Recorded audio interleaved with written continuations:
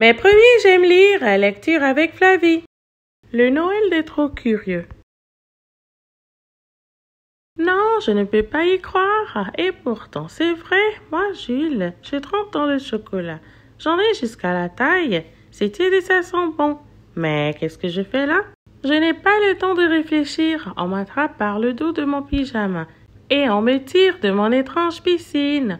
On me rince ensuite à l'eau claire. Oui, je me retrouve suspendue en l'air comme une chaussette sur un fil à linge. Mais où suis-je donc? Soudain, j'entends une voix derrière moi. Tiens, encore un trop curieux. Alors, Jules, tu n'as pas pu attendre Noël? Et brusquement, tout me revient en mémoire. Mon calendrier de l'Avent, la grande case du 25 décembre. C'est vrai, je n'ai pas pu résister. Je l'ai ouverte un jour à l'avance, dans la cuisine, juste avant d'aller me coucher. Je me suis dit que c'était presque Noël et personne n'y verrait rien. J'ai tendu la main vers le gros chocolat et là, un souffle énorme m'a aspiré comme une tornade. J'ai tourbillonné, virevolté, rapétissé, puis j'ai traversé le calendrier et j'ai repris mes esprits dans le chocolat. Maintenant, j'ai beau me tortiller, je ne vois pas celui qui me tient. Mes pieds retrouvent enfin le sol.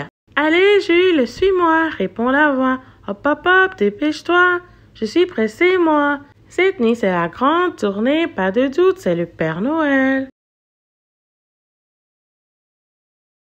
Au pas de course, j'arrive dans l'atelier des lutins. C'est un feu d'artifice, des rubans, des papiers, des couleurs.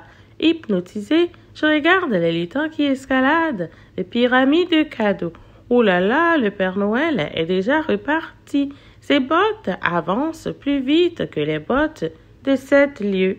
Je cours à toute vitesse. Ouf, je rattrape le Père Noël au moment où il pousse une lourde porte et me dit « Jules, te voilà maintenant dans la salle des trop curieux. » Et avant de me quitter, il me coiffe d'un magnifique bonnet rouge.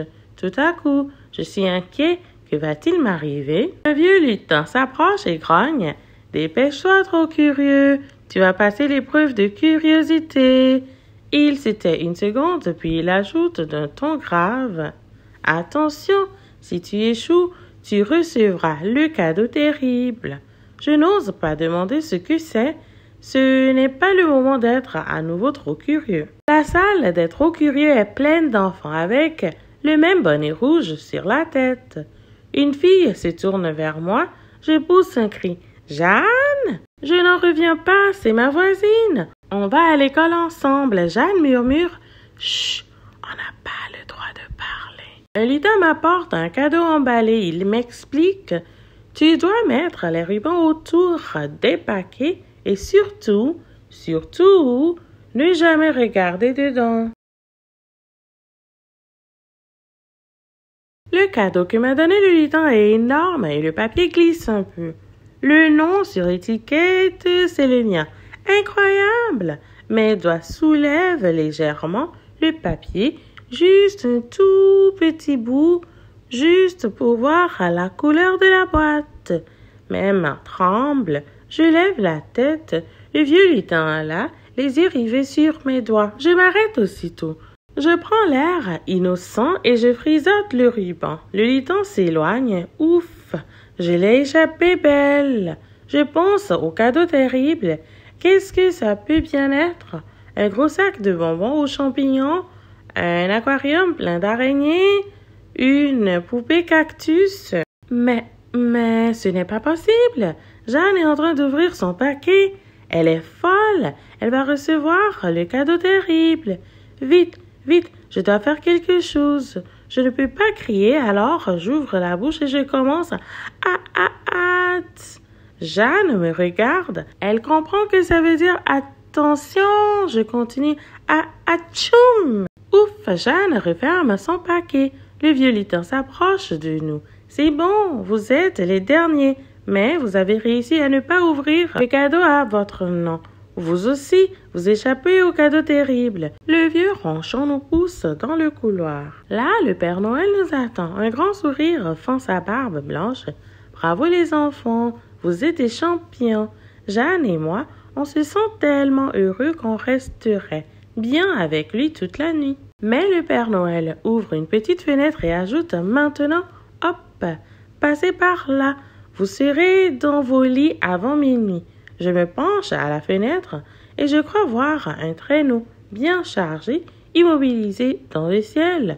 De nouveau, un grand souffle m'aspire comme une tornade. Quand je me réveille, je suis bien au chaud sous ma couette et c'est le matin de Noël. Je passe la main dans mes cheveux. J'ai gardé le bonnet offert par le Père Noël. Je file dans le salon encore en pyjama. Je pousse un cri. « Jeanne, tu es là? » Maman sourit et dit « Je t'ai fait une surprise. Jeanne vient fêter Noël avec nous. » Je bondis de joie. J'adore les surprises.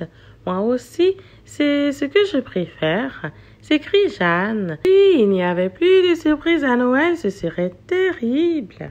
À ce moment, Jeanne et moi, on se regarde. On vient de comprendre exactement à la même seconde. La fin des surprises, c'était ça le cadeau terrible du Père Noël. Heureusement, on y avait échappé.